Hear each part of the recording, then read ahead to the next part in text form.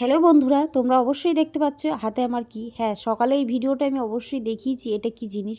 এটার মূলো, সেটা তোমরা ঠিকই ধরেছ। আর এই মূলোটা একটুই অন্যরকম। হ্যাঁ জানি, সব সবজি সবসময় একরকম হয় না, তা বলে কি আমরা খাবো না সবজিটা?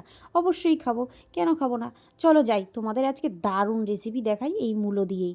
তোমরা তো অবাক হয়ে যাবে, এরকম রেসিপি যদি তোমরা গরম ভাতে খেতে পারো আর কিছুই লাগবে না। তাহলে চলো মূলোগুলো কেটে বেছে ধুয়ে পরিষ্কার করে নিই। তারপরে দেখো, এরকম ক্যাচার মেশিন তো সবার বাড়িতেই আছে না, আমের দিনে আম কুচিয়েও তো আমরা আম মাখা করে খাই। চলো ওই মেশিনটা দিয়ে আজকে মূলোগুলো ভালো করে কিন্তু এরকম কাটিং করে নিতে হবে ওই বড়ো সাইডটা দিয়ে। তারপর আবার কি, কড়াইতে তেল দেওয়া হয়ে গেছে, এবার কি কয়েকটা এক মুঠো চিনেবাদাম নিয়ে তেলের মধ্যে ছেড়ে দিলাম।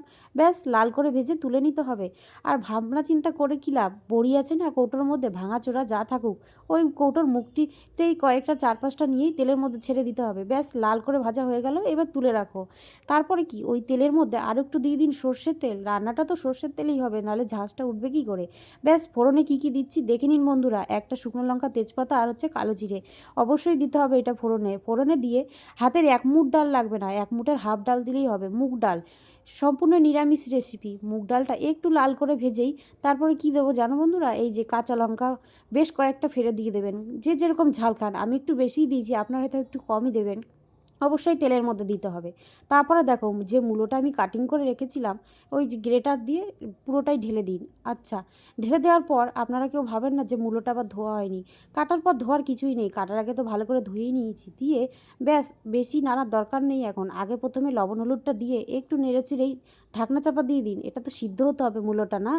ব্যাস ওই গা থেকে যা জল বেরোবে সিদ্ধ কিন্তু হয়ে যাবে প্রায় অলরেডি আর্ধেক। তারপরে দেখো, যে বড়ি আর বাদামটা রেখেছি হাত দিয়েই ভাঙা হয়ে যাবে, অন্য কিছুর দরকার নেই, হাত দিয়ে ভালো করে ভেঙে নিন। ব্যাস যেটুকু পরিমাণ ভাঙে, বাদামগুলো 2 হাত গানা আর বড়িগুলো কুচি কুচি, ব্যাস ওপর থেকে ছড়িয়ে দিন। 50% সিদ্ধ হয়ে গেলেই তারপরে আবার কি ভালো করে একটু নাড়তে হবে তো খুন্তি দিয়ে।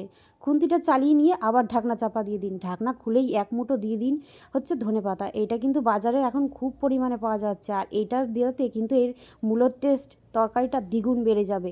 তারপরে আবার কি, স্বাদ ব্যালেন্সের জন্য 2 চামচ চিনি দিয়েছি, তোমরা চাইলে 1 চামচও দিতে পারো, কিন্তু দিতে হবে, নাহলে কিন্তু টেস্টটা বাড়বে না। ব্যাস ভালো করে কিন্তু খুন্তি অনেকক্ষণ চালাতে হবে, নাহলে নিচে লেগে ধরে যাবে।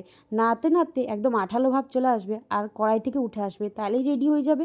দেখো, মুগ ডাল, বড়ি আর বাদাম দিয়ে যে এত সুন্দর মূলোর ঘন্ট হয়, তোমরা না দেখলে হয়তো রেসিপিটা বুঝবেই না। তারপরে আবার কি, সোজা হাঁড়ি ফাঁক করে নিলাম। ব্যাস হাঁড়ির মধ্যে গরম ধোয়াটা ভাত, আবার কি প্লেট ডিশ যা পেলাম সামনে নিয়ে নিলাম ভাত। গরম মূলোর ঘন্টর সাথে গরম ভাত যে কি দারুণ টেস্ট, তোমরা একবার রেসিপিটা অবশ্যই একদিন করে দেখো বন্ধুরা। সত্যিই বলছি, দারুণ লাগবে খেতে। তোমরা যারা মূলো খাও না তারাও কিন্তু এই রেসিপিটা করলে হাত চেটেপুটে খাবে।